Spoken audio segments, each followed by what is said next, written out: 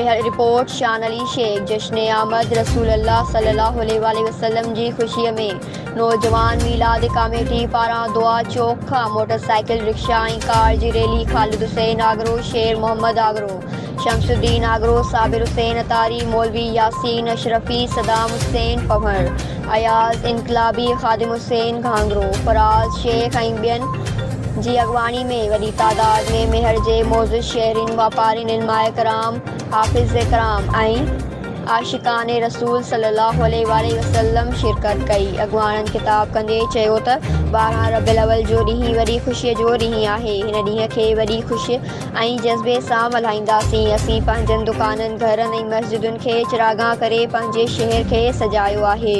रैलीअ में शरीक आशिकाने रसूल सल्लल्लाहु अलैहि वसल्लम सरकार जी आमद जा नारा हयां ऐं नात मक़बूल करीम सल्लल्लाहु अलैहि वसल्लम ते झुमरियूं हयूं। रैली मथां मुख़्तलिफ़ हंधनि ते गुलनि जी वर्खा कई वई। रैलीअ में SHO B सेक्शन मोहम्मद काबिल भयो ऐं पुलिस अहलकारनि शिरकत करे सिक्योरिटी जा इंतज़ाम सख़्त कया विया। रैली पूरे शहर समेत बाईपास जो गश्त करे पंहिंजी मंज़िल तरफ़ रवां दवां रही।